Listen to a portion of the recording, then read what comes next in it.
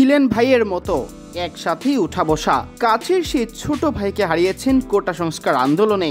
এনামুল হক বিজয়ের কাছে দেশের নতুন এই বিজয় তাই এনে দিয়েছে ভিন্ন আবহ। তরুণ প্রজন্মের সাহসিকতায় দেশে যখন নতুনের আবাহন, তখন এ দলের হয়ে পাকিস্তান সফরে যাওয়ার আগে বিজয় প্রত্যাশা ব্যক্ত করেছেন ক্রিকেটেও পরিবর্তনের। দেশের একজন সাধারণ জনগণের কাতারে নিজেকে রেখে ক্রিকেটে কেমন পরিবর্তন চান জানালেন অকপটে। আসলে ক্রিকেটে তো আমাদের বড় পরিসরে চেঞ্জ করার সুযোগ আছে। আমি মনে করি আস্তে আস্তে সেটার পরিবর্তন আমরা দেখেছি এবং আশা করি সামনেও হবে।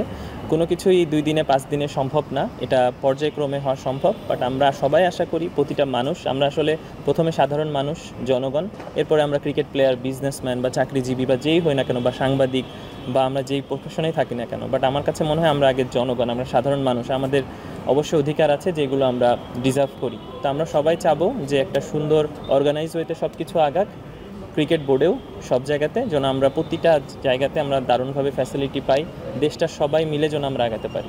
দল থেকে কে বাদ যাচ্ছেন, কেন বাদ যাচ্ছেন, এখন তার কাজ কি, খেলবেন কোথায়, ক্রিকেটারদের এই বিষয়গুলো যেন স্পষ্ট করে জানানো হয় স্পষ্ট কণ্ঠে। আহ্বান বিজয়ের। আসলে ক্রিস্টাল ক্লিয়ার থাকাটা খুবই জরুরি সবার ক্ষেত্রে। আমি কেন টিমে আছি, আমি কেন বাদ পড়ছি, আমি কোথায় খেলছি, কি খেলছি না করছি, বা আমার ফ্যাসিলিটি কতটুকু হচ্ছে, আমি কতটুকু পাচ্ছি, এই জিনিসগুলো অবশ্যই প্রশ্নবোধক থাকে, যেগুলো আমরা সবাই চাই যে প্রশ্নটা সরে যাক, অ্যান্সারটা আমরা ডিজার্ভ করি। তো আমি মনে করি যে ক্রিকেট বোর্ড সর্বাত্মক চেষ্টা করেছে আমাদেরকে সহযোগিতা করার জন্য। ভবিষ্যতেও ইনশাল্লাহ যারাই দায়িত্বে আসবে তারাও সহযোগিতা করবে। বাট অবশ্যই একটা জায়গাতে গ্যাপ থেকে যায়, সেই গ্যাপগুলো পূরণ করে সামনের দিকে আমরা এগিয়ে যাব, এটা আমরা সবাই আশা করব। তরুণ প্রজন্ম দেশকে স্বৈরাচার মুক্ত করেই বসে থাকেনি, নিজেরা রাজপথে থেকে নিশ্চিত করছে নিরাপত্তা আর শৃঙ্খলা। তাদের প্রশংসায় ভাসিয়ে বিজয় বলেন, আসলে আমরাও বাইরে বের হচ্ছি কিছু কিছু সময় কাজের জন্য, সাথে আমাদের স্টেডিয়ামেও আসা পড়ছে, আমরা আবার প্র্যাকটিস শেষ করে যাচ্ছি, তখনও দেখছি যে তাদের কার্যকলাপ অসাধারণভাবে তারা কাজ করছে। তারা চেষ্টা করছে ট্রাফিকটা যত সুন্দরভাবে মেনটেন করা যায় লাইন মোতাবেক রাখার জন্য, এবং সবাই যেন ডিসিপ্লিন ওয়েতে চলে। আসলে এরকম দেশটাই তো আমরা আশা করি যে সব কিছু ডিসিপ্লিন থাকবে, প্রপার ওয়েতে থাকবে, এরকম সাধারণ জনগণ এটাই আসলে চাই। এ সময় নিজের কাছের এক ছোট ভাইকে কোটা সংস্কার আন্দোলনে হারানো নিয়েও কথা বলেন বিজয়।